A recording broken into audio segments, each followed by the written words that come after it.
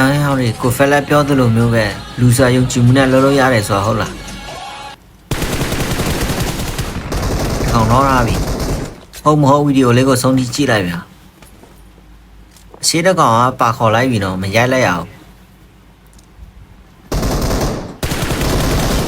နှကောင်တော့ရအောင်နှကောင်မဟုတ်နှစ်ယောက်လူကြီး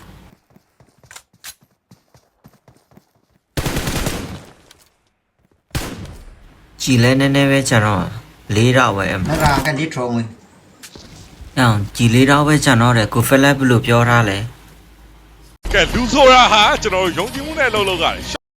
ကြားတယ်နော်ညီကိုတို့ကြားတယ်နော်အစကားအတိုင်းပဲ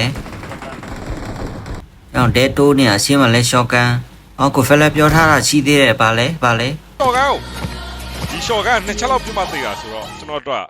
ကတောင်းနေပဲရအောင်ပြင်မလားဟုတ်ပြီဗျာ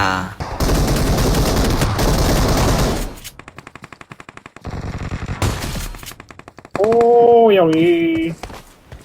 ကျောင်းငယ်ချင်းတော့အိုးဟောင်းရီလုံးပြီးဟောင်းရီတွေ့လားအမတစ်ခွက်အားလုံးပဲကျေးဇူးပါ